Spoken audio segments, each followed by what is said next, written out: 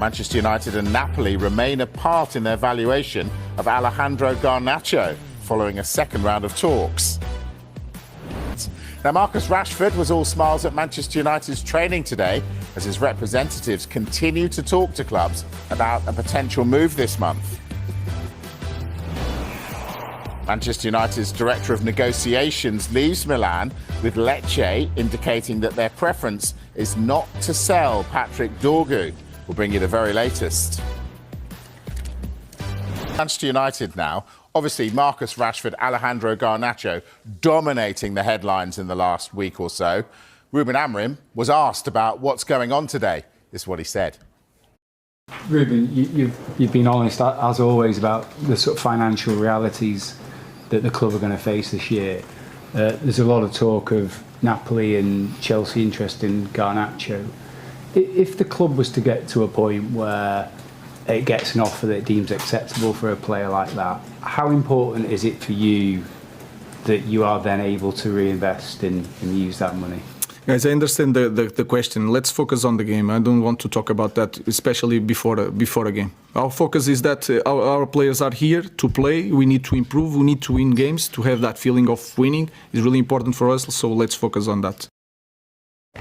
So Ruben Amorim said absolutely nothing. Dash, tell us something. What's going on with Garnacho? Yeah, look, Napoli are still pushing to sign Alejandro Garnacho. He was training as usual with Manchester United ahead of their Europa League tie against Rangers at Old Trafford tomorrow night. But it's understood that a gap in valuation still exists between what Napoli are prepared to pay and what Manchester United would want. Sky Italy, though, have been reporting this week that United may be prepared to lower their demands as far as a valuation for Garnacho is concerned. We think that Napoli would want to pay around £46.5 million, whereas United have lowered their demands to around £55 million. So Did that shock you that they dropped down to that? I mean, saying this is a club that said all window, not for sale. We're not selling. We don't want to sell him. And then they've gone, well, actually, we don't want that much. We want that much. Well, they've said they don't want to sell him. That's been the message. But then if every you player, got the money, every player, don't you? Every player has got his price, and you've got to understand that United's financial situation might dictate some of these players might have to leave, especially players who can represent pure profit for Manchester United, like Alejandro Garnacho. Talks are expected, though, to continue with this. And I think Napoli, even though they're still well short of United's valuation, there's an optimism there. We think that they can find a compromise with Manchester United, so maybe even lower than the £55 million that Manchester United would want. We do know that Chelsea are also interested in Garnacho. Hasn't been a formal approach to United from Chelsea just yet. But Sky Italy are also reporting that Napoli are also interested in Karim Adeyemi from Borussia Dortmund. I don't know whether that's to maybe nudge Manchester United along for Garnacho or whether there is a serious interest in Adeyemi. But it's all in the mix with, less than 2 weeks to go in the window. Yeah, all right. Every time we've said Garnacho in this window, we've said Rashford, either before or after it. So what's going on with him? So he was training, and it should be said, as usual, with the Manchester United first-team squad, because that has been happening. There's been no falling out with Ruben Amorim. Marcus Rashford continues to train, as you can see there, with the first-team squad ahead of this Europa League game tomorrow night. I've said this before as well. All options remain on the table. He could still leave in this window, but any deal we know is going to be extremely problematic. Rashford's choice would be a move to Barcelona. But with that becomes a whole host of other financial difficulties that Barcelona have got. Barcelona would want to create salary space to accommodate someone like Marcus Rashford. It would help if they can offload the likes of Eric Garcia and Ansu Fati as well to make room for the salary that Marcus Rashford would be on. James alluded to it earlier on. Their interest from AC Milan, that's kind of cooled.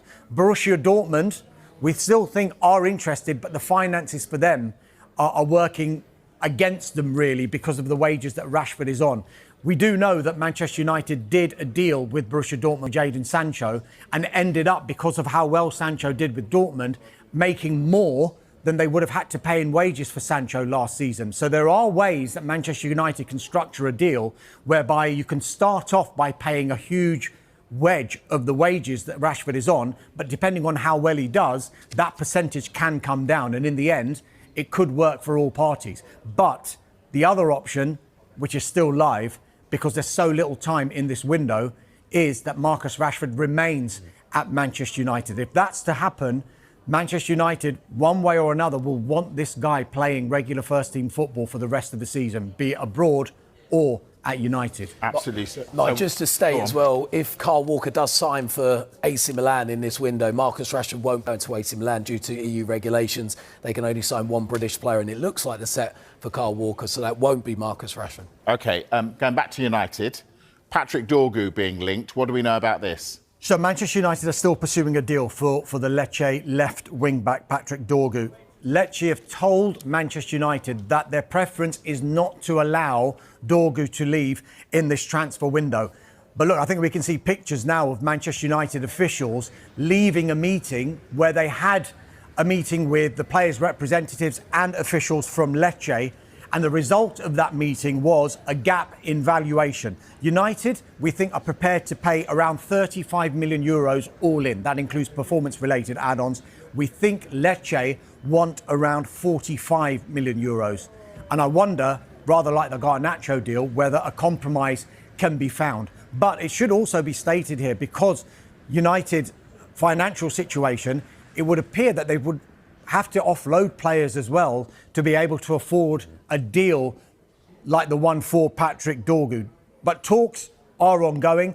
Manchester United are looking at other players as well. We think Crystal Palace's Tyrick Mitchell and Wolves' Raed El Nouri as well. And I wonder whether that's being made public as well, maybe to nudge Lecce into doing a deal for Durgo. OK.